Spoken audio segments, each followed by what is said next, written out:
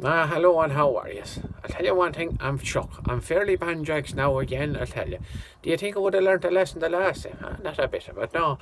I was invited to a stag party, and that's where I was at the weekend now. At my age, would you believe it? But you're lucky I went anyway. And I had to prepare for the stag party. So 2 nights beforehand, I had to go into the pub just to get me liver used to alcohol abuse because it needed to be up there and ready because the amount of alcohol abuse it got, I'll tell you, was outrageous. And of course, the morning the stag where we're going to meet only in a pub. And we're going to the pub now. It's not long after dawn at this stage, and it's like it's 9 or 10 o'clock at night. The place is hopping. Jukebox going, the crack is mighty. Pints flowing across the counter like the River Liffey, for God's sake. Huh? And there's lads coming in then and are getting pints, and we're all in different stages of the pints, and the bus driver now at this stage is outside a half an hour and him blowing the horn, but we can't let anybody go without their good intake of alcohol to get in the bus. Eventually, anyway, everybody gets up to the level and we go out onto the bus, but we can't leave the pub without 2 big crates of beer in case we'd go down the road 5 or 10 mile without an injection of alcohol. And by Johnny, you wouldn't be 5 or 10 mile down, but the first lad down the back, and he'd have to go for the pit stop. The pit stop would have to start. This lad, a money bag now would hold more than his bladder, for God's sake. And once one gets out at the pit stop, then the whole lot, there's a line up at the field gate, then urinating into the field, and the cars going by and then blowing, and a great crack and us hooling, and the smokers then are last to get back in the bus. Eventually you get back on anyway and you pass the first town, but by Jenny you won't pass the second town. Oh no, it's the slow crawl, the curb crawl along then to see where's the great best pub. At 12 o'clock on the day. And you go in anyway, and sure, it's like 12 midnight. The pints are coming now, I'll tell you. They're coming from the back and the front and over ahead and everywhere. There's lads there now, and the bus driver, an hour and a half later, he's saying, "Come on, lads, we won't make it in time." And I'm thinking, in time for what? Sure, all we're going to be doing is drinking. We could stay here and get the bus home there tonight. Sure, that's all we're going to do. But anyway, we get down to our location eventually after several more pit stops. And we find the accommodation we're staying in. And if we look in the door of the room where we're staying, that's about it. We wouldn't be able to tell you much about the decor in the room now, because the bags are flung in as far as they can go, and it's back down to get a good spot for the match. And the place, now I'm telling you, the place was mobbed. You couldn't get sitting or standing in the place, but look at you got in a bar. That was the main thing. And the match would start, and sure, look at the next day, none of us knew what the score in the match was. That's how bad we were come 7 or 8 o'clock. We couldn't remember. But their pints are going now, and nobody's shouting stop. They never shout stop, and they never will shout stop.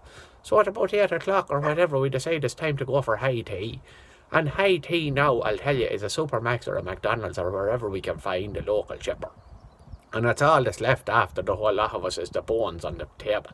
And a lot of spilt curry, I'll tell you that, down the front of your top and down your good Ireland jersey and everything.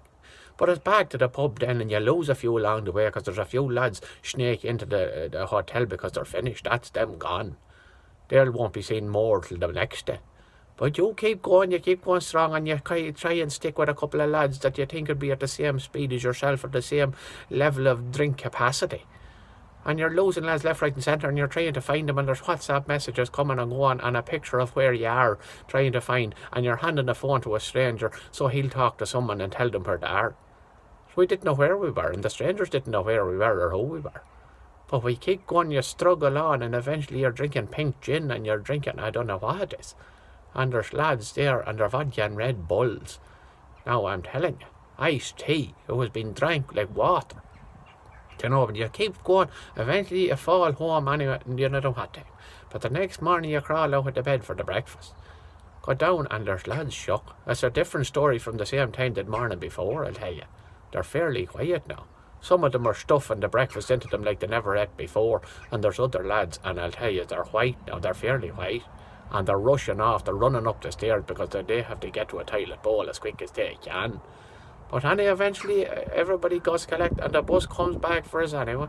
And driving down the road, it's a quiet bus, not a word out of anyone, only sickness. And not letting know us our joke or one or two. We're trying to piece the night before together with photographs on the phone and WhatsApp messages, and you might remember one thing, and eventually you'll piece the night together. And phone calls you made and phone calls you missed in your drunken state.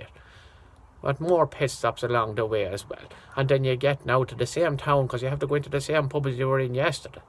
And back in, and once the pints start flowing, you're away again, there's not a bother on you. You're like a new man. The cure, they call it, and we got the cure, and we drank pints there, and we got back to the hometown, and in we go. And by 12 o'clock that night, we're dancing on the tables, and the crack is good. But by Jenny, I'll tell you one thing. If I'm right, by 3 or 4 days' time, it'll be some miracle. Because there's pints, they were going, I'll tell you one thing. Stop. How would you stop? And the crack was so bloody good. Know what happened after? About 3 weeks' time, it's the bloody wedding.